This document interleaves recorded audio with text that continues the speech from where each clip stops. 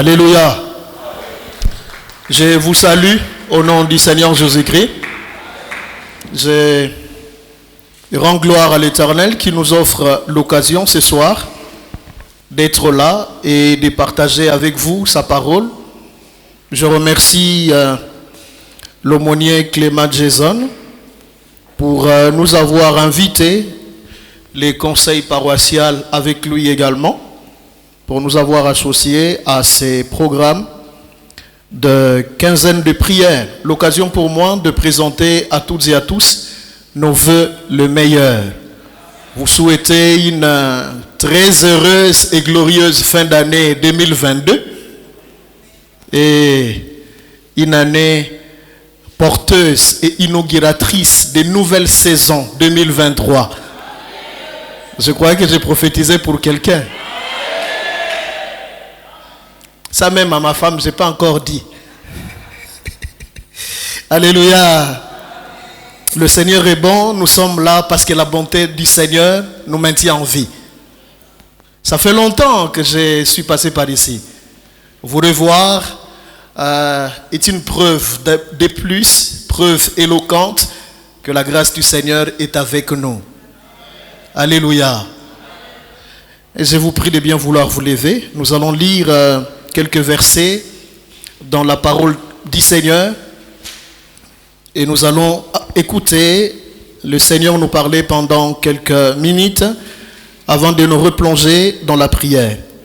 Nous sommes dans Néhémie chapitre 4, nous allons du 13e au 23e verset. Néhémie chapitre 4, verset 13 à 23. Il est écrit ce qui suit. C'est pourquoi je plaçais dans les enfoncements derrière la muraille et sur les terrains secs le peuple par famille, tous avec leurs épées, leurs lances et leurs arcs. Je regardais et m'étant levé, je dis aux grands, aux magistrats et au reste du peuple, ne le craignez pas.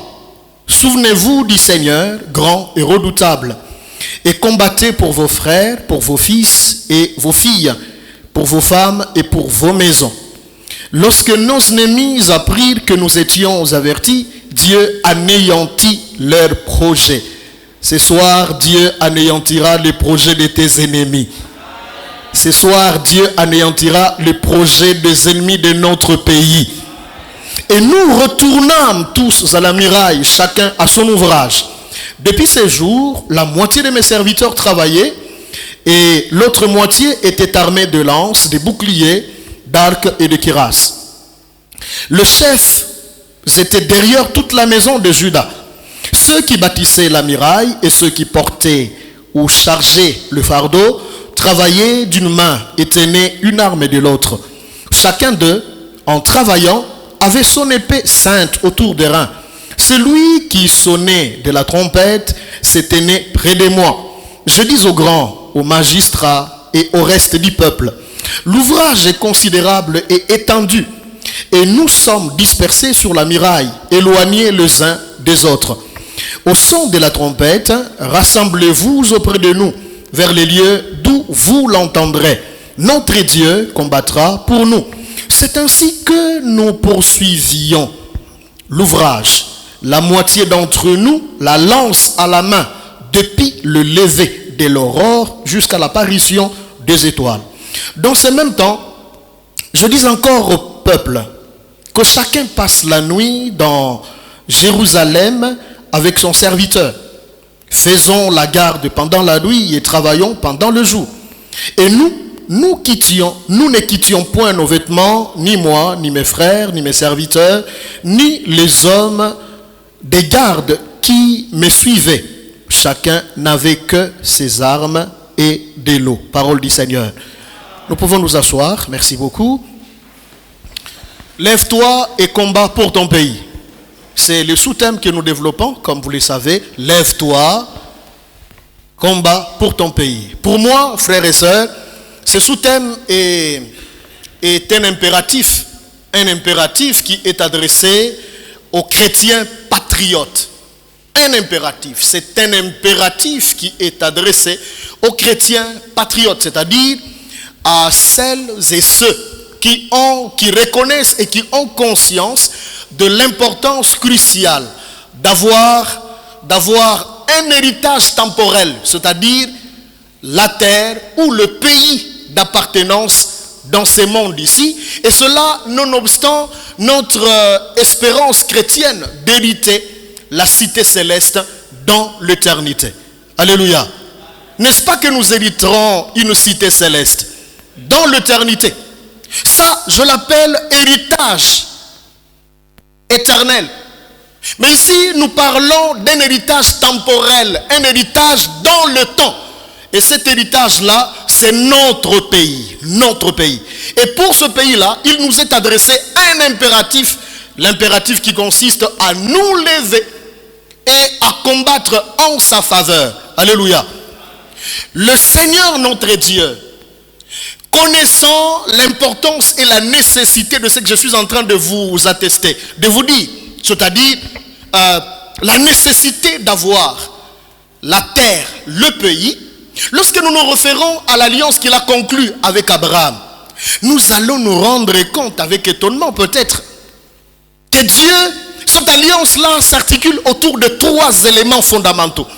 Dieu rencontre Abraham, vous connaissez le texte, nous sommes dans Genèse chapitre 12 du 1er au 3e verset. Dieu rencontre Abraham et quand il le rencontre, il lui adresse des choses. En fait, il est choisi au milieu de la multitude. Mais en fait, son choix lui est dévolu dans sa souveraineté. Et il va dire à Abraham, les 3 éléments qui constituent l'alliance de Dieu avec Abraham, c'est-à-dire l'engagement que Dieu prenait vis-à-vis d'Abraham.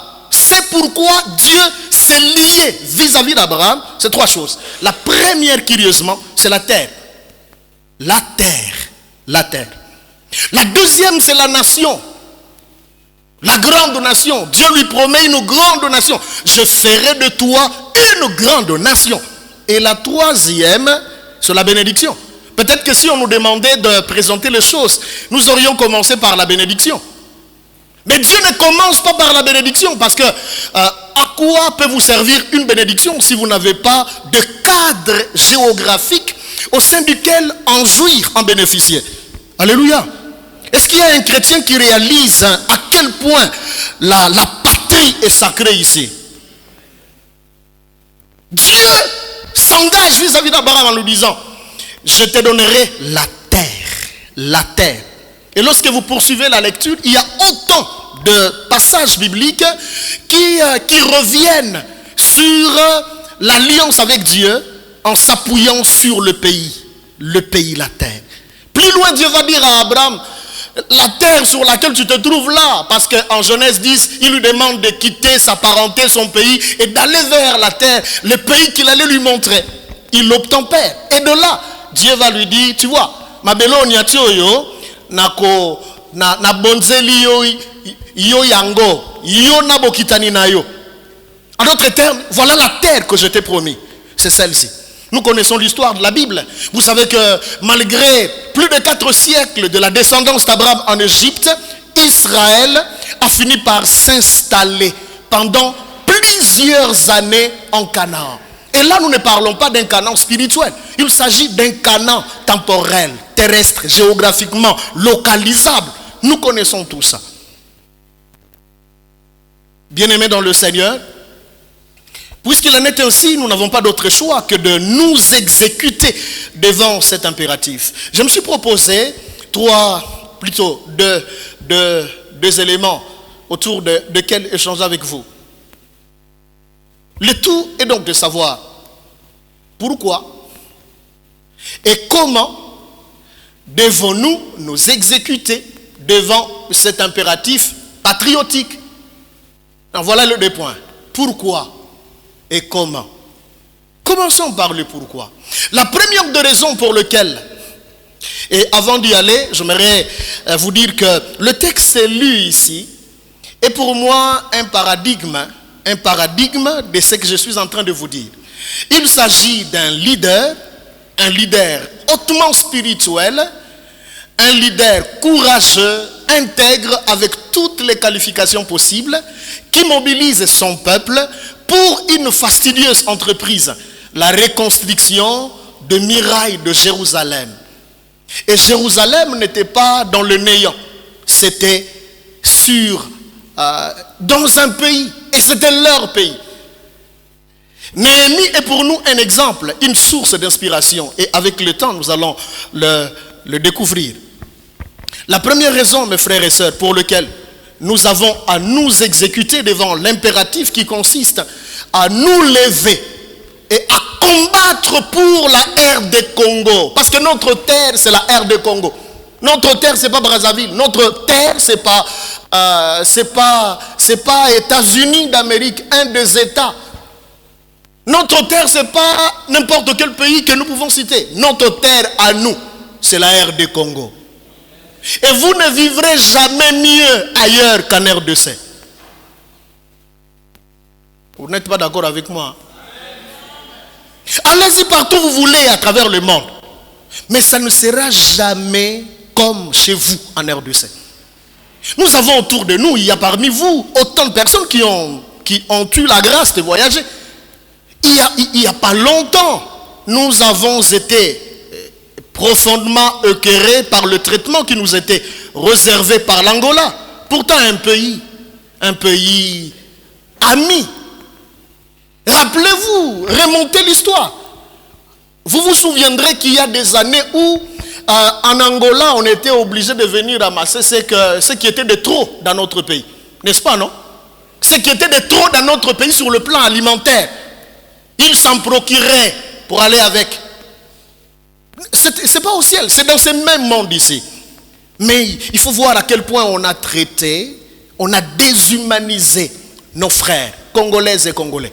Les images ont circulé.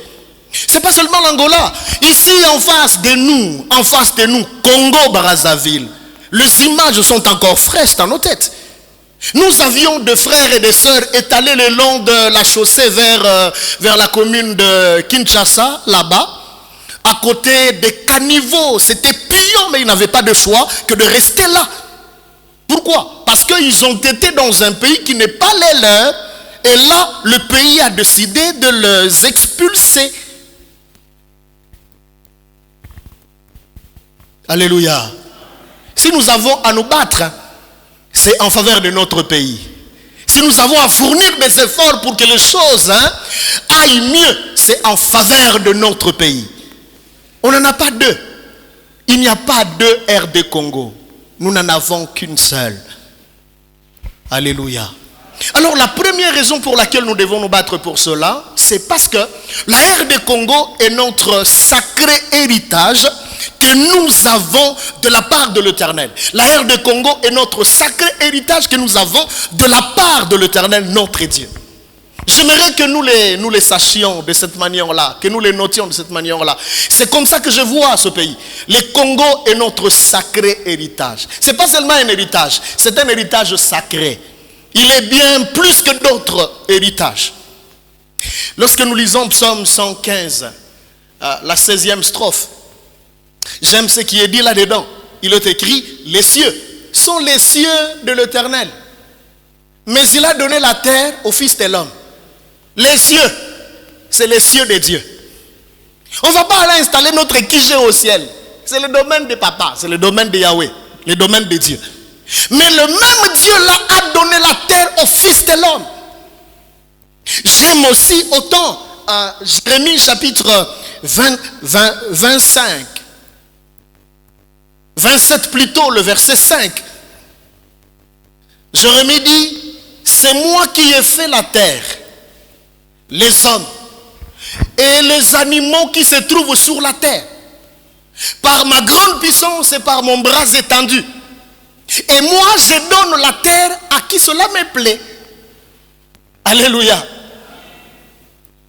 Et donc, la terre qui nous a été donnée, frères et sœurs, c'est le Congo, la RD Congo. C'est ce qui nous est échu en héritage. Voilà la première raison. La deuxième raison, dans les pourquoi, c'est parce que notre paix, notre prospérité, notre bonheur en dépendent. la paix dont nous avons besoin, la prospérité dont nous avons besoin, les bonheurs que nous désirons tant, sont fonction de notre disposition intérieure à nous exécuter face à l'impératif en question, c'est-à-dire nous lever et combattre pour notre pays. Alléluia. Quelqu'un est avec moi? Si vous êtes avec moi, acclamez le Seigneur Jésus-Christ. Gloire à Dieu. Bien-aimés, notre paix, notre prospérité, notre bonheur sont fonction de notre combat en sa faveur.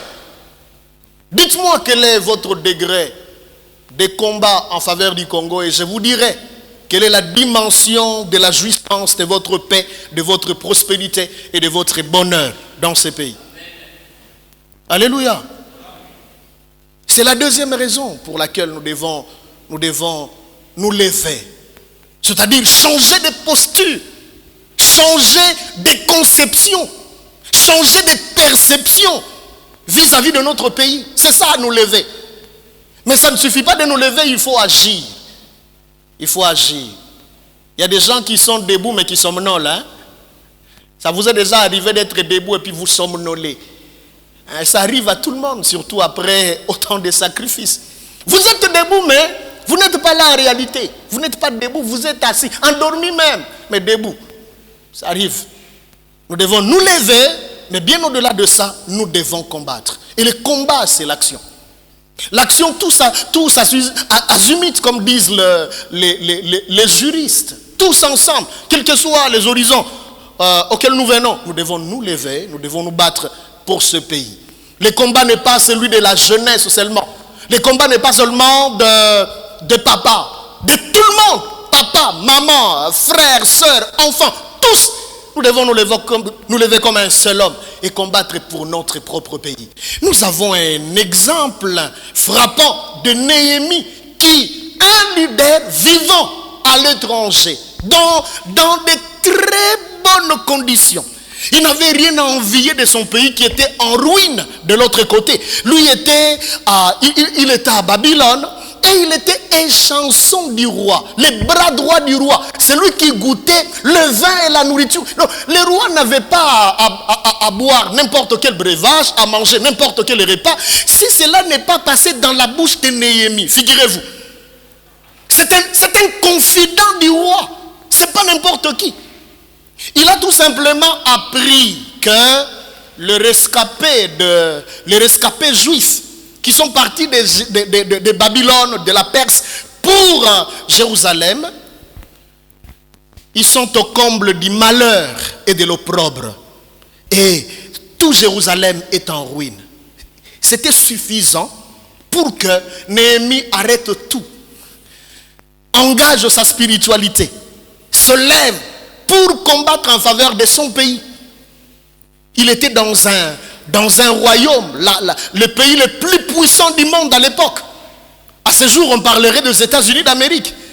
Quand quelqu'un est échanson de Joe Biden, qu'est-ce qu'il a envié au Congo qui se meurt tous les jours, qui ne fait que s'engouffrer de plus en plus?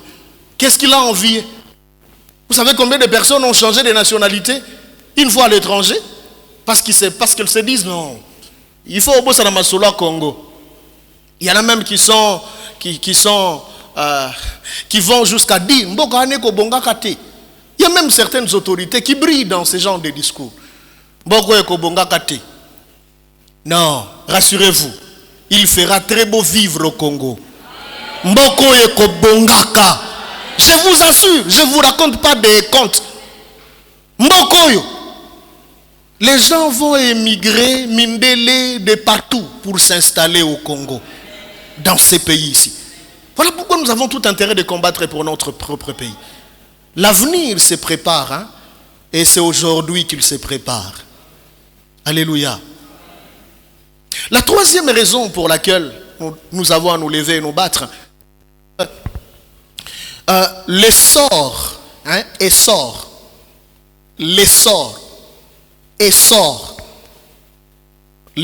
de notre pays est fonction de notre ferme engagement et détermination à relever ces défis de taille. que personne d'autre que nous-mêmes ne peut faire mieux que nous. Si nous avons ça à l'esprit, ça va nous aider à modifier, à rectifier nos tirs. C'est parce que l'essor, le développement, l'élan que doit prendre notre pays est fonction de notre ferme engagement, de notre ferme détermination à faire quoi? À relever le défi de taille. Notre pays est un pays de grands défis. Les défis sont sur tous les plans. Sur le plan politique, sur le plan administratif, sur le plan social, sur le plan spirituel, sur le plan religieux. J'ai consacré plus d'1h30 en route entre l'arrêt des bus et ici. Alors, en route, quand on a décollé, il y a un serviteur de Dieu, entre guillemets, il s'est levé et aussitôt qu'il a commencé à parler, ma voisine, celle qui était à côté de moi là, à ma droite, Abaye, Abia, Makambo yo. Et comme ni mikolo yo, soka komoni mutatelemi, conclusion na ye, kombo nanga kingandi, tozana orphelina na kinchuka. Bo pesa sucre, bo pesa masango, bo pesa fufu. Et là où j'étais en train de lire ma Bible. Je lisais ma Bible. Et je réfléchissais sur ce qu'elle disait. Ne peut-on pas prêcher et puis au Sukiwana, au Fandi, au Tei et Sukiwana? Au Pesikabatum, merci pour votre attention. C'est rare, hein? Partout où je monte, quand quelqu'un se lève pour prêcher parole de Dieu, en fait, la parole de Dieu devient un appât. Hein? C'est un appât qu'on lance parce qu'au Ebikena Sukakuna, Kopeyali. Il y a même des orphelinats fictifs. Vous cherchez quoi? Orphelinat. Regardez là devant. Devant là, on a écrit orphelinat. Alléluia. C'est autant dire que là aussi c'est un défi. Le monde spirituel, ou sinon le monde religieux, le monde ecclésiastique a aussi autant de défis. Et ces défis-là sont à relever. Mais pour le relever, ça dépend de notre ferme engagement. Nous devons nous engager. Nous devons nous engager. Nous devons être déterminés dans ces combats-là. Ce sont là les trois raisons pour lesquelles il y en a autant. Je n'ai pas l'impression, je ne voudrais pas vous faire croire que j'ai épuisé toute la liste. Mais je m'arrête par là parce qu'il faut que nous prions pour passer à comment. Comment pouvons-nous nous lever? Comment pouvons-nous combattre en faveur de notre pays? La première manière, c'est en priant avec foi et persévérance. En priant avec foi et persévérance en vue de l'avènement, ça j'aime bien, en vue de l'avènement des changements profonds, durables et positifs. Nous devons prier avec foi. Nous devons prier avec persévérance. Mais prier pourquoi? Prier pour l'avènement des changements que nous voulons profonds.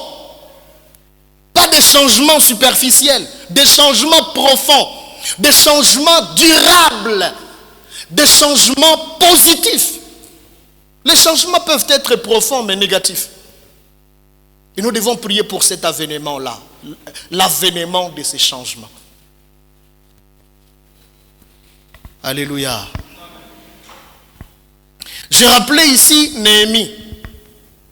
Néhémie qui a tout simplement auditionné les rapports de son frère et de tous les autres membres de son peuple qui revenaient de Juda en Jérusalem et qui lui rapportaient dans quel état se trouvait son pays. Il a entendu. Il a entendu. Et lorsque vous lisez, vous êtes dans le premier chapitre, déjà au verset 2, vous allez vous rendre compte que Néhémie amorce une période de jeûne et prière. À la lumière de tous les livres, vous allez vous rendre compte que Néhémie a prié pendant 4 mois. Il a jeûné et prié pendant 4 mois. Tellement préoccupé par le sort de son pays. La première des choses, lui qui était au pouvoir. Le roi ne pouvait pas se retrouver quelque part sans que Néhémie n'y soit. Parce que c'était son bras droit, le goûteur de la nourriture et de la boisson. C'était lui. Donc quand on empoisonne le repas du roi, le premier à mourir, le premier censé mourir, c'était Néhémie. C'était son job. Et il était comblé. Une telle personne, on ne la traite pas n'importe comment. C'est un confident. Avec le temps, elle devient un conseiller. Quelqu'un sur qui on s'appuie. Et Néhémie avait gagné le cœur du roi de cette manière-là. Après avoir consacré du temps dans la prière, à un moment, il a choisi le temps opportun. Et puis, il était tout triste, parce qu'affecté par la situation de sa mère patrie, de son pays, attristé, profondément attristé, à telle enseigne que le roi qu'il a toujours servi s'est rendu compte que cet homme ici est triste. Et il lui pose la question, mais qu'est-ce qui fait que tu sois aussi triste comme ça? Alors que tu n'es même pas malade, il y a quoi? Et il va répondre, il saisit l'occasion pour se libérer. Il dit, mais papa, comment voulez-vous que je sois dans la joie alors que chez moi là-bas, tout est en ruine? Et le roi écoute. Ce que j'aime, lorsque le roi lui pose la question, lisez bien, vous allez vous rendre compte que Néhémie ne répond pas directement. Il a déjà passé 4 mois de jeûne et de prière. Il pouvait se dire, bon, ça suffit comme ça. 4 mois, je jeûne, je prie, c'est suffisant. La Bible dit, lorsque le roi lui pose la question, Néhémie ne répond pas directement. Néhémie prie intérieurement. Il prie du fond de son cœur. Bien aimé, la prière est l'atmosphère chrétienne. La prière, c'est comme les poissons dans l'eau. La prière est comme l'eau pour nous, pour les poissons. Et la Bible a raison de dire prier sans cesse. Nous devons prier sans cesse. Il prie sur le champ. Et le Saint-Esprit, le Seigneur, l'aide. Mais dans sa bouche des paroles, il les fait entendre au roi. Et le roi n'avait pas d'autre choix que de lui poser la question. J'aime la question. Que veux-tu maintenant? Que demandes-tu? Voilà. Toi qui es triste comme ça là, et puis tu es triste à cause de ton pays. Maintenant dis-moi, tu veux que je fasse quoi? Waouh, quelle belle opportunité. Et Néhémie dit non, envoie-moi, mandate-moi pour que j'aille. Et puis que je fasse les travaux, je vais fixer moi-même le temps. Que je fasse faire les travaux. Et puis je reviendrai te servir. La prière. Bien-aimés, nous devons prier. Vous ne savez pas à quel point nos prières de 2 minutes, 3 minutes, 5 minutes, 10 minutes font en faveur de ces pays. Vous savez combien de complots ont été déjoués à cause des prières de saints. Pas les prières de tout le monde, parce que même les sorciers prient, même le magicien prie, mais les prières de saints. La prière de juste, la Bible dit, la prière du juste a une grande efficacité. Nous devons prier. Nous devons prier. Le deuxième moyen pour nous de nous lever et de combattre en faveur de notre pays, c'est tout simplement de pouvoir nous décider de sortir de notre zone de confort. En se décidant de sortir de notre zone de confort, en vue d'agir et d'afficher notre conscience et son éveil, et notre éveil patriotique. Nous devons nous lever en nous décidant de pouvoir sortir de notre zone de confort. La décision à prendre ici est une décision de pouvoir sortir de notre zone de confort. Et quand nous sortons de cette zone de confort, c'est pour faire quoi? C'est pour agir et afficher notre conscience et notre éveil patriotique. Moi, je ne connais pas de chrétien authentique qui ne soit pas vrai patriote. J'en connais pas. Vous pouvez être un bon chrétien. Mais si vous n'êtes pas patriotique, vous avez du chemin à faire avec Dieu. Un bon chrétien doit être un bon patriote. Celui qui aime sa patrie et celui qui la défend. Ce n'est pas un péché de défendre sa patrie. Ce n'est pas un péché. Parce que David a tué des gens au nom de la patrie, au nom de la défense de sa patrie et de son peuple. Il a fait ça. Alléluia. La patrie, c'est comme vous êtes chez vous, dans votre propre parcelle, dans votre propre maison. Et puis la nuit, il y a quelqu'un que vous reconnaissez, qui vient, qui entre chez vous. En fracassant, par fracas, il entre, il tue votre femme. Et quand il tue votre femme, vous vous mettez à genoux. Vous vous mettez à genoux pour dire, l'Éternel a donné, l'Éternel a repris, que le nom de l'Éternel soit béni.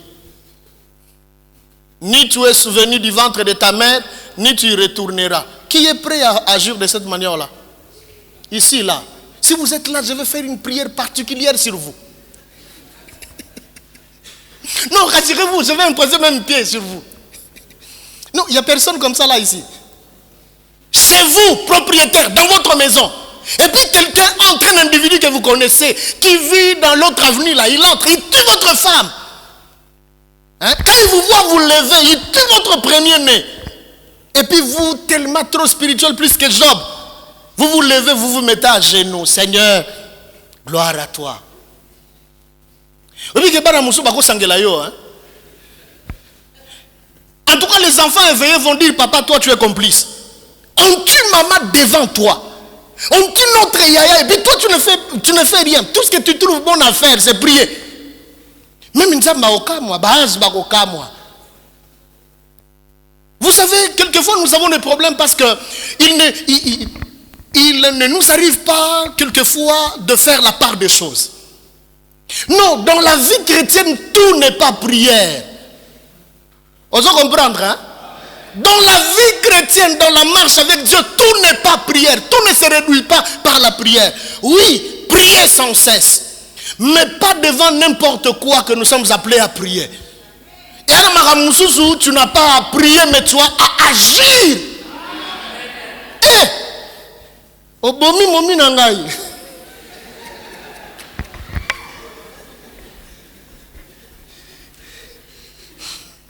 D'autant non balang non nyongayo, non betayo. Alléluia. Et ça nous fait rigoler. Mais c'est exactement que certains chrétiens que nous avons dans le monde ou sinon dans notre pays, parce que nous parlons de notre pays, agissent. Il y a des choses qui demandent l'action. Pas seulement la prière. Prier, oui.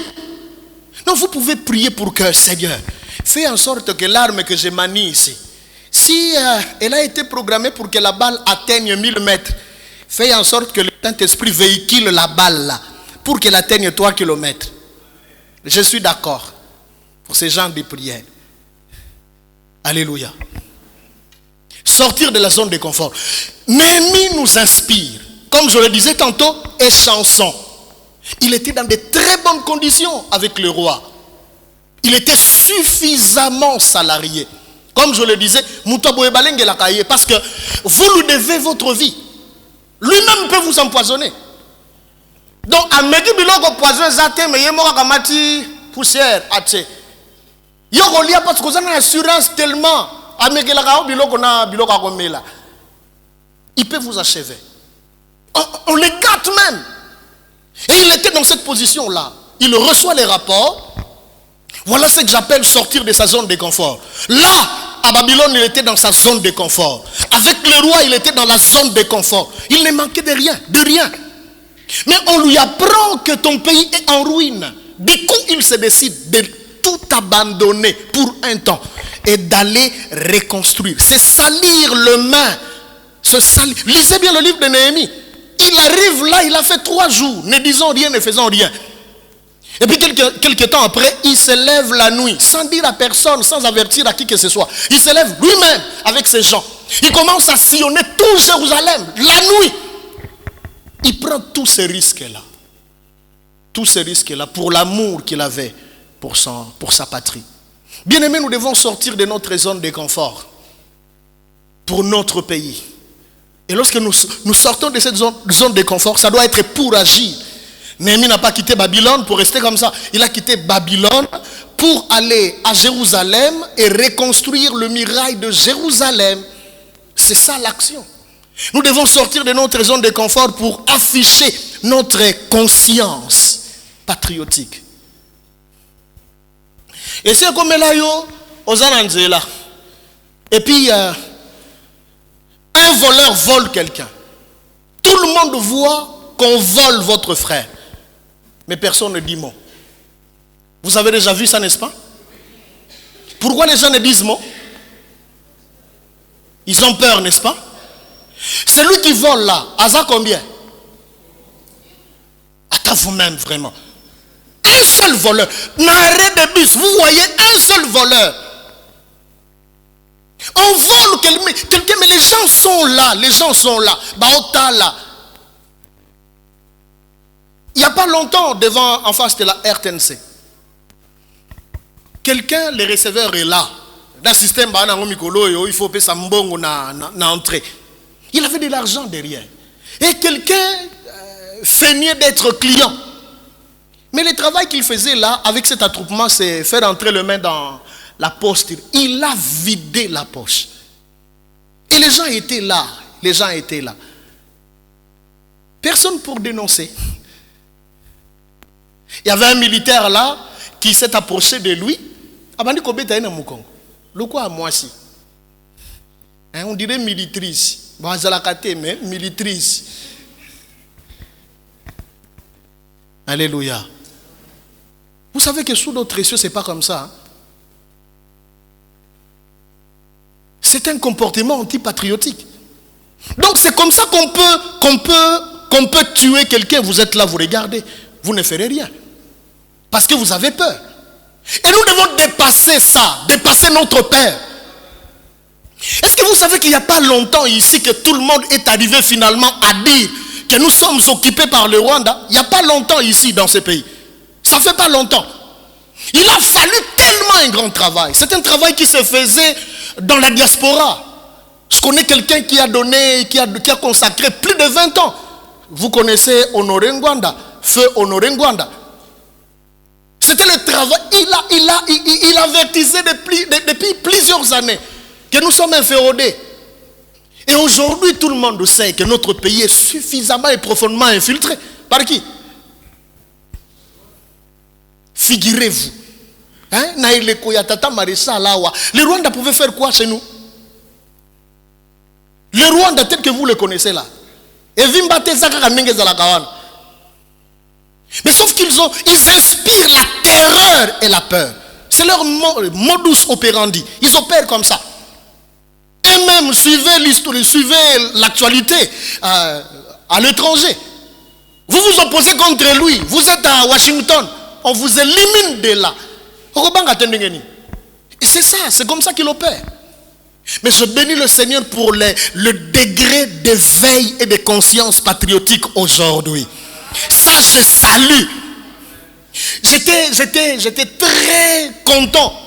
Un jour sur Internet, je découvre dans les fins fonds de Mayombe, le prêtre qui célébrait la messe en Kiyombe. Et il était devant le fidèle. Il disait non à la balkanisation. En langue, hein? Ça c'est à saluer. Nous devons afficher notre conscience et notre éveil patriotique. Nous devons être capables de dire les choses comme ça là en face. Hein? Nous sommes, notre armée, vous le savez très bien qu'elle est inféodée depuis le sommet jusqu'en bas. C'est un travail qui a été fait dans notre pays ici. Mais qui a le courage de dénoncer ça? Au nom de la peur, beaucoup le savaient, ici au pays. Et regardez la situation comme ça.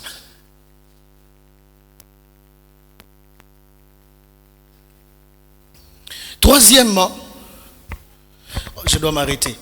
Troisièmement, nous devons nous lever et combattre pour notre pays en faisant quoi? En consentant de sacrifices devant l'intérêt et la cause nationale. Nous devons consentir des sacrifices. Lorsque vous lisez le livre de Néhémie, vous allez vous rendre compte que c'est le chapitre 5, 13 à 18. Néhémie était gouverneur pendant 12 ans. 12 ans. La Bible dit, il a renoncé de vivre des revenus des gouverneurs. 12 ans, tata gouverneur. À Boïkozouali Fouta, il y a gouverneur. Ça s'appelle sacrifice. Sacrifice. Et il nous rappelle que ceux qui ont été avant lui opprimaient le peuple. Ils exigeaient du peuple du pain, du vin et de l'argent. Et même le serviteur de ces gouverneurs-là faisait maltraiter le peuple. Lorsque Néhémie est arrivé, il dit, niet, ça ne doit pas continuer comme ça. Nous devons avoir le courage d'arrêter le cycle du mal, le cycle de l'injustice. Néhémie l'a fait. Consentir de sacrifice. Le 23e verset du 4e chapitre que nous avons lu, il est écrit, personne n'a quitté ses habits. Personne n'a quitté ses habits pendant que nous travaillions. Chacun avait ses habits. Même le temps de s'échanger, on n'en avait pas. À cause de Moussala, quel sacrifice. On n'avait que l'arme d'un côté et puis maille de l'autre. Ça s'appelle sacrifice. Si vraiment dans ces pays ici, on pouvait consentir le sacrifice à toutes les échelles, les choses vont changer très rapidement. Très rapidement. Je ne sais pas comment vous voyez les choses, mais moi j'ai un cœur qui saigne devant certaines choses. Tenez, nous sommes dans ce pays ici. Un pays où pratiquement 90% de la population est plongée dans la pauvreté la plus noire. Les gens souffrent dans ce pays. Les gens souffrent terriblement. Mais dans ce même pays, vous avez des députés qui perçoivent combien? Combien déjà? 21 000 $. Et puis il n'y a pas quelqu'un qui initie une marche pacifique pour dénoncer ça. Il y en a déjà. Je suis en train de secouer l'église. Si les partis politiques ne le font pas, l'église peut le faire. Aux États-Unis d'Amérique, les choses n'ont pas changé avec le parti politique. Ça a changé avec un fils de l'église, Martin Luther. Ça a changé comme ça. Pacifiquement, il a protesté contre certaines choses. Nous pouvons changer ça. Frère, à vous-même.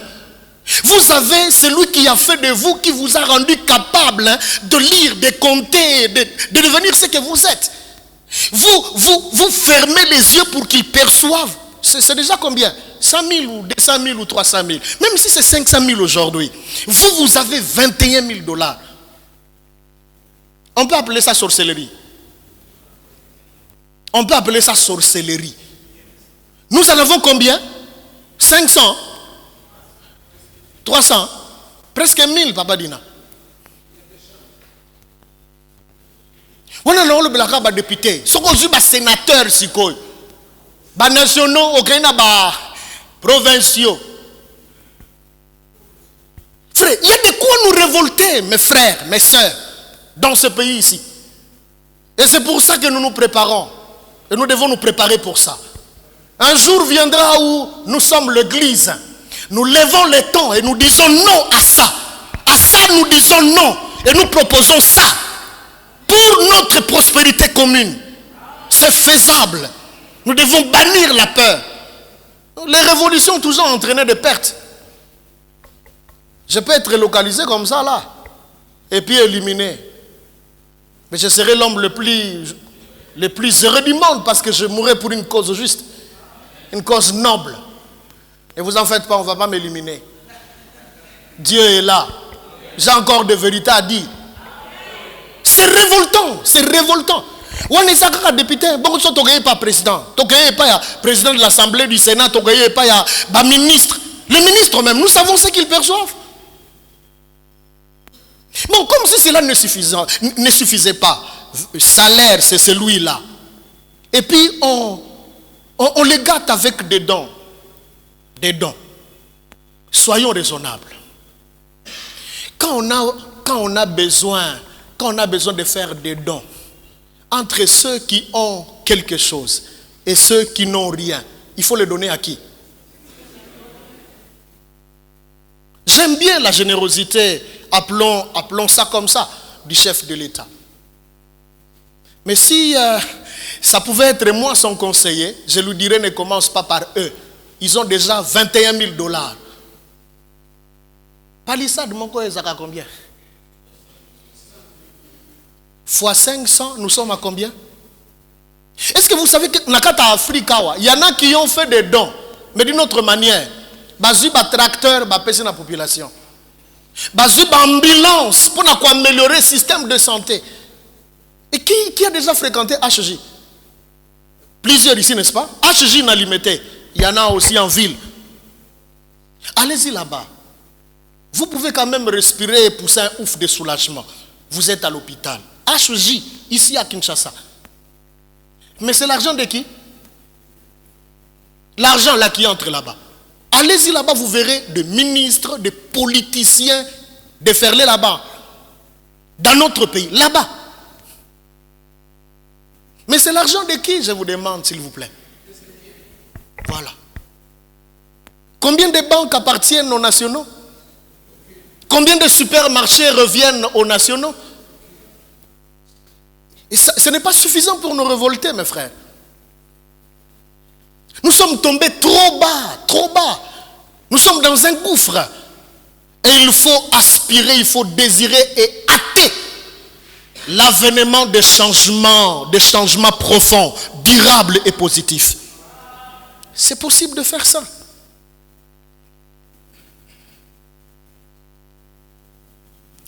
Je suis très content d'apprendre que nous mobilisons les jeunes gens. Je salue ça. Un jour, ceux qui voyaient que Boyoki qui n'a qu'à armée, ne vous étonnez pas, j'aime l'armée. J'aime l'armée. Papa dit non, j'aime l'armée. Hein, maman Fifi, il ne faut pas intercéder pour que je reste seulement. Un jour, j'irai. Ce que l'équipe n'a qu'à. Et là, c'est pour venger de la bonne manière. Cette vengeance. Vous savez que Samuel, souverain sacrificateur, juge, prophète, 3 casquettes, hein, il s'est vengé. Je me suis rappelé de toutes les injustices que tel a fait sur mon peuple. Toi va régler des comptes. Tu es mon instrument pour régler des comptes. Il arrive là-bas, il épargne tout ce qu'il y avait de meilleur. Et même le roi. Et puis Samuel, quand il arrive là, il se rend compte qu'il y a Béléman de l'autre côté. Et puis Saül qui apparaît tout joyeux pour dire non, j'ai fait tout ce que l'Éternel m'a demandé de faire. Et Samuel lui dit, mais ce que j'entends là c'est quoi? Ah bien non, tu vois, ça c'est pour les sacrifices. Et Dieu n'a pas demandé de sacrifice.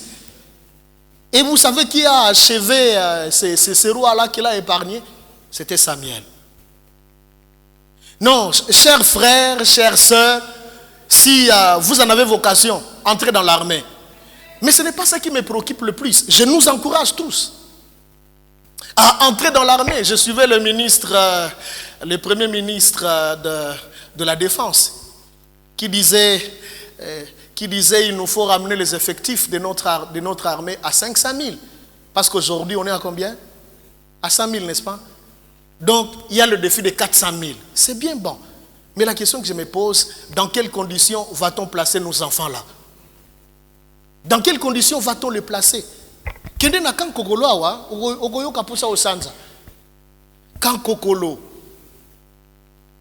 Mais pourtant, c'est des gens, c'est des serviteurs de Dieu. Vous savez que les militaires sont serviteurs de Dieu. Leur mission, c'est de nous assurer la protection, la sécurité et de défendre la souveraineté et l'intégrité territoriale. C'est un grand travail. Il faut avoir du respect pour un militaire. Mais façon, nous les dévalorisons, nous les dénaturons. Non, soldat telemi on dirait linga quoi na mon pépé. Tu te poses la question, alia mkonini. Et puis soldat congolais. Qui ne serait mususu, sobo bandi bitumba penza boye, au botolier munduki, au botolier mbeli, et puis au tient na sako koinaye. Soldat ya biso. Je l'ai dit à notre honte. Pour un grand pays comme celui-ci, c'est pas comme ça. J'acclamerai le chef de l'État si les dons faits aux sénateurs, aux députés étaient déversés dans l'armée pour renforcer notre système de défense. Ici, quand il y a une mesure, il y a une notification, papa vital, et c'est l'ongouette. Et c'est l'ongouette, n'est-ce pas? Tiko, ma case n'a pas pour la caution bango. Quand on va voisin, a Satan 2, Satan 3, tout comme on bat Satan 8. Bien aimé, nous allons nous arrêter par ici.